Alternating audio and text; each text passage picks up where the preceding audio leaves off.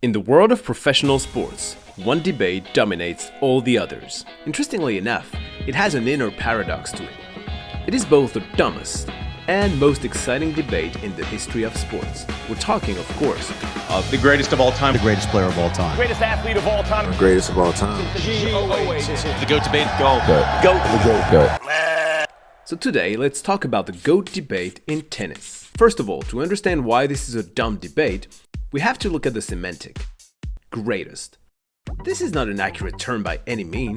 You can measure size, distance, titles, body fat, but not greatness. Greatness can mean anything from who won the most to who had the most charisma, who sold the most sneakers, or who has more guys thirsting on him. I have a pretty unhealthy crush on Tom Brady. Tom Brady is a wonderful smelling guy. I'd say he's on my list. Tom Brady the other night. You're right, that's a pretty man. Like, hey, Tom, you're the best! In a word, it is vague.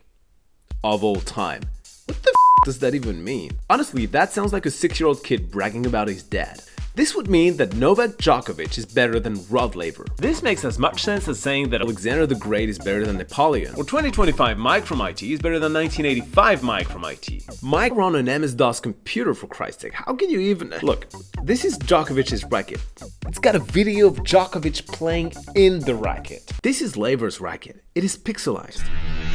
The only possible way to know if Djokovic is better than Laver is if Djokovic played against Laver in 1963.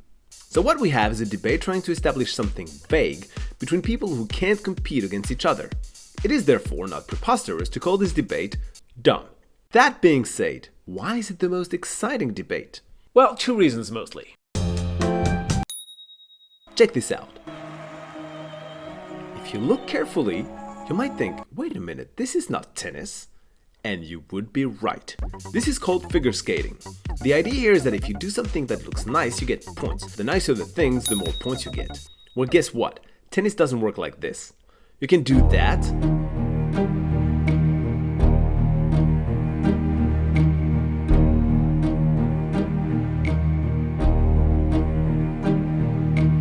Who can say where the road goes? Or that. And it's the exact same amount of points.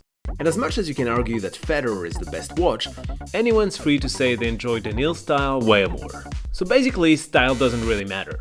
But still kinda does, which makes it exciting. Now, the most important thing in the world for a tennis player are some big tournaments called the Grand Slams. Tennis players love slams. It's like their favorite thing. Zooby zooby zoo. Zooby zooby zoo.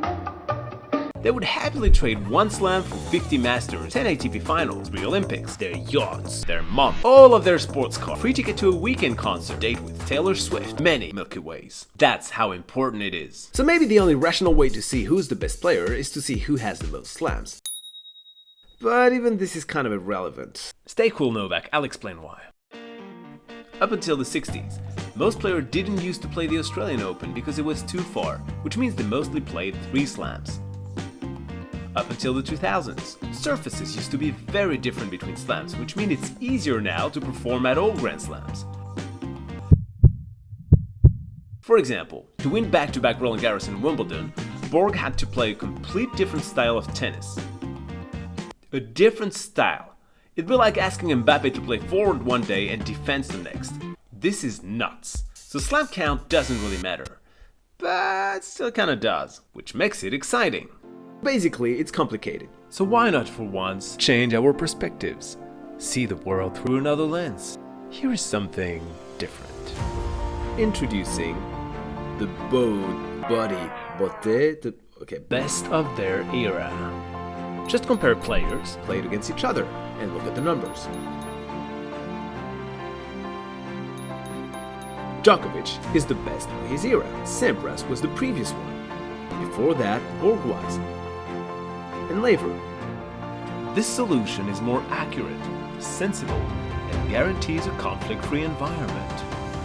But it's f***ing boring. I mean, there's not even a debate here. Plus, it's kind of hard to pronounce. I mean, I came up with the concept and I'm not even sure how to say it. But most importantly, it doesn't crown one guy.